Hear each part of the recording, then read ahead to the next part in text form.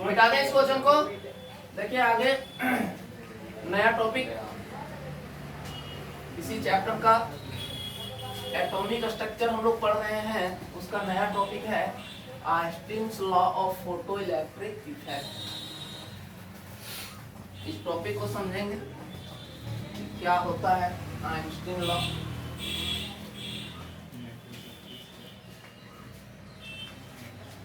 आप थ्योरी को देखते होंगे और वही थ्योरी को यहाँ हम डील्स कर रहे हैं, तो थोड़ा सा इस थ्योरी को आप समझिएगा। देखिए टॉपिक है Einstein's law of photo electric effect, ठीक है। या जो आइंस्टीन आया था वो आया था 1905 में।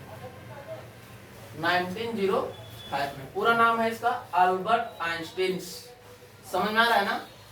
तो जो हम लोग अभी दो गो थ्योरी पढ़े हैं, फर्स्ट नंबर थ्योरी पढ़े क्या कि फोटो इलेक्ट्रिक इफेक्ट जो हर्ज ने दिया। पहला टॉपिक हम लोग पढ़े photo electric effect.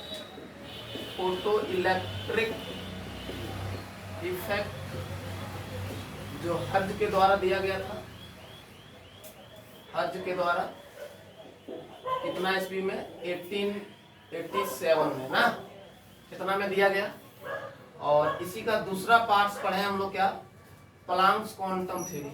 Planck's quantum theory जो किसके द्वारा दिया गया था, प्लांक्स के ही द्वारा। पूरा नाम मैक्स प्लांक्स था 1901 में।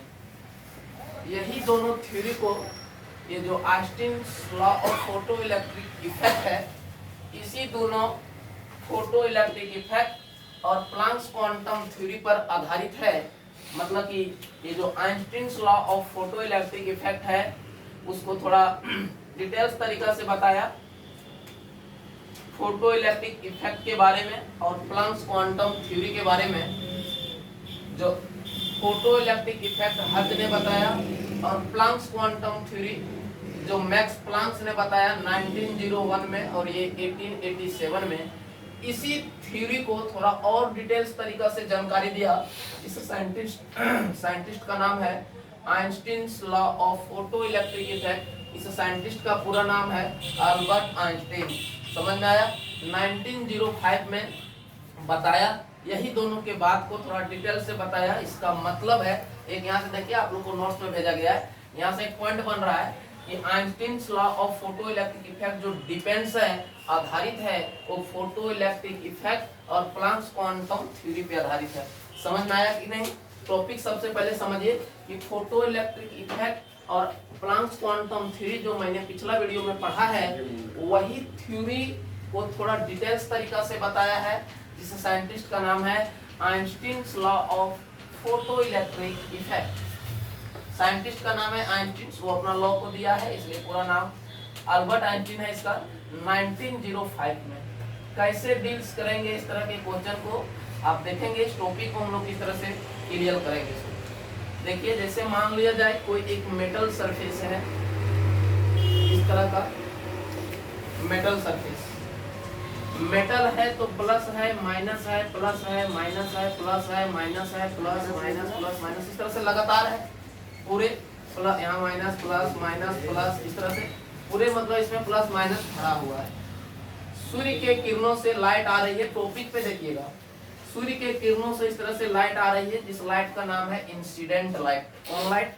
Incident light. Incident light. और लाइट है तो कुछ इसका एनर्जी भी होगा। लाइट है तो इसके साथ साथ में एनर्जी भी आता होगा कि नहीं। तो इसका मतलब है कि सूर्य के किरणों से जो लाइट आ रही है किसी मेटल सरफेस पे पड़ रही है, तो मेटल सरफेस पे पड़ने के बाद यहाँ से इलेक्ट्रॉन इजेक्ट हो जाते हैं, जिसको हम लोग बोले थे फोटो इलेक्ट्रॉन। बोले थे फोटो इलेक्ट्रॉन, नहीं पढ़ाए थे पिछला, फोटो इलेक्ट्रॉन। तब यहाँ से जो इलेक्ट्रॉन निकल रहा है ना भाई, लाइट पड़ रहा है और इलेक्ट्रॉन निकल रहा है, तो लाइट को पड़ना और इलेक्ट्रॉन को बाहर हो जाना, मतलब इसके बीच में कोई टाइम गैप नहीं है। जब लाइट पड़ा किसी मेटल सरफेस पे और यहाँ से इलेक्ट्रॉन इजेक्ट हो जाएंगे, मतलब लाइट को पड़ना और इलेक्ट्रॉन को बाहर हो जाना, क्या कहलाता है? Photo electric effect. लेकिन जब लाइट पड़ा और इसके बीच में कोई टाइम गैप नहीं होना चाहिए। पूछा जाएगा क्वेश्चन, बहुत सारा क्वेश्चन यहाँ से बन सकता है कि कोई पूछ देगा कि बताइए जब इंसिडेंट लाइट किसी मेटल सरफेस पे पड़ा तो क्या उसके बीच में जब लाइट पड़ा और इलेक्ट्रॉन बाहर निकला तो उसके बीच में कोई टाइम गैप हुआ? तो जवाब होगा कि नहीं हुआ। समझ में आया कि नहीं? लाइट को पड़ना और इलेक्ट्रॉन बाहर हो जाना, इजेक्ट हो जाना। तो कितना लाइट पड़ेगा सर? कितना लाइट पड़ेगा जो इलेक्ट्रॉन बाहर हो जाए? समझ में आ रहा है कि नहीं? मान लिया जाए कि ये जो इलेक्ट्रॉन आप देखेंगे, समझ सबसे पहले ये प्लस और ये माइनस जो आपस में बंधे हुए ना, एटम में इलेक्ट्रॉन प्रोटॉन दोनों है, तो इलेक्ट्रॉन और प्रोटॉन जो एक आपस में बॉन्ड बनाए हुए हैं, इस बॉन्ड को हम लोग बोलते हैं मेटालिक बॉन्ड। कौन बॉन्ड? Metallic bond.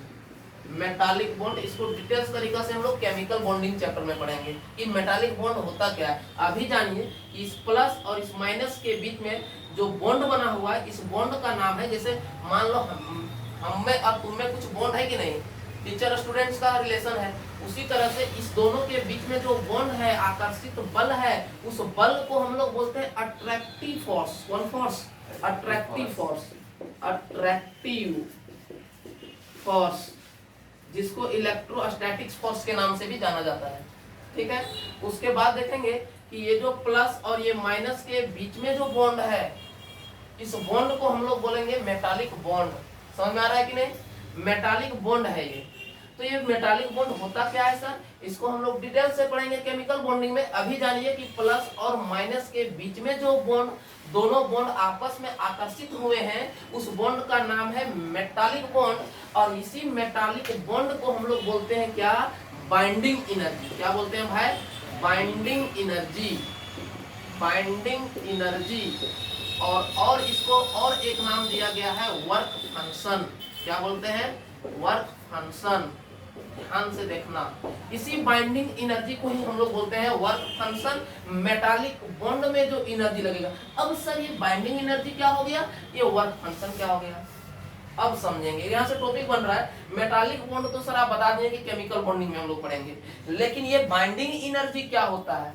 कहने का मतलब है ना भाई कि ये सूर्य के किरणों से जो लाइट आपके मेटल सरफेस पे पड़ रहे हैं ना, इसके बीच में एक बॉन्ड बना हुआ है, जिस बॉन्ड को हम लोग बोले मेटालिक बॉन्ड। समझ में आ रहा है कि नहीं? यह बॉन्ड है मेटालिक बॉन्ड। तो वैसा लाइट यहाँ पे पड़ना चाहिए। सूर्य के किरणों से जो लाइट आ रही है, लाइट है तो कुछ एनर्जी भी होगा, एनर्जी है तो कुछ फ्रीक्वेंसी भी होगा, फ्रीक्वेंसी है तो उसका कुछ वेवलेंथ भी होगा। तो वैसा एनर्जी जो इस बाइंडिंग एनर्जी को तोड़ सके। समझ में आ रहा है क्या बोल रहे हैं?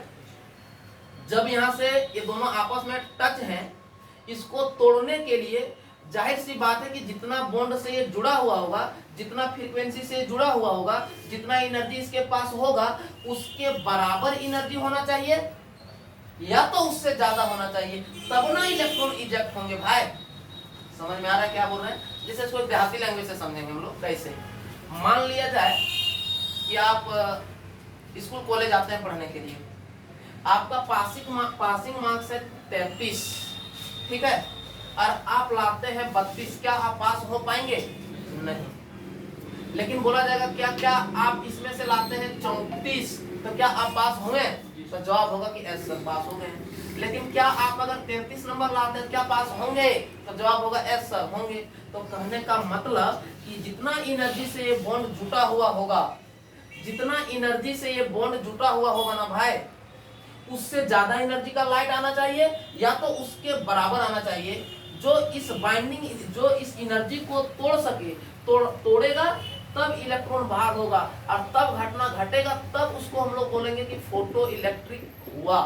फोटो इलेक्ट्रिक इफेक्ट, उसी को बोल रहे थे हम लोग, फोटो इलेक्ट्रिक इफेक्ट। और वह जो इलेक्ट्रॉन बाहर निकल रहे हैं उसको बोले थे फोटो इलेक्ट्रॉन। क्या बोले थे?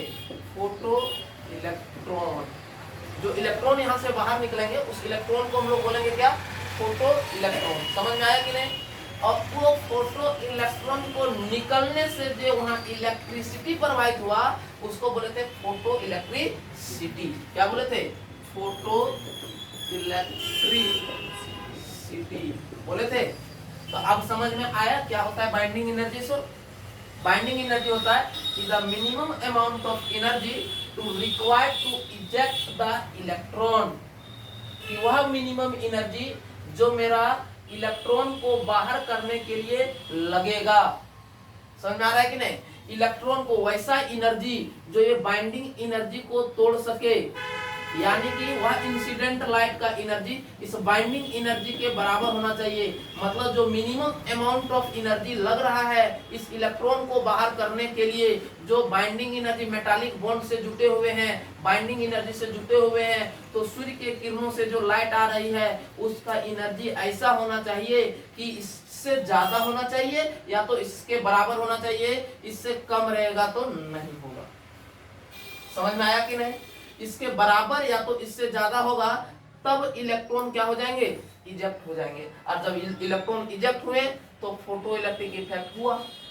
मतलब जो मिनिमम अमाउंट ऑफ एनर्जी लगा मेरा इस इलेक्ट्रॉन को बाहर करने में, उसी एनर्जी को हम लोग बोलेंगे बाइंडिंग एनर्जी, उसी एनर्जी को हम लोग बोलेंगे वर्क फंक्शन। और इसके साथ जो फ्रीक्वेंसी लग रहा है मिनिमम अमाउंट ऑफ फ्रीक्वेंसी, जिसको हम लोग बोले थे threshold frequency. The minimum amount of frequency required to eject the electron from the metal surface are called क्या, थ्रेशोल्ड फ्रीक्वेंसी। समझ में आया? बाइंडिंग एनर्जी, थ्रेशोल्ड फ्रीक्वेंसी किसको कहते हैं। सो अब देखिए आप लोग को नोट्स में जो भेजा गया है वीडियो में वो यही है सब, देख लीजिए अपना अपना कॉपी में सब।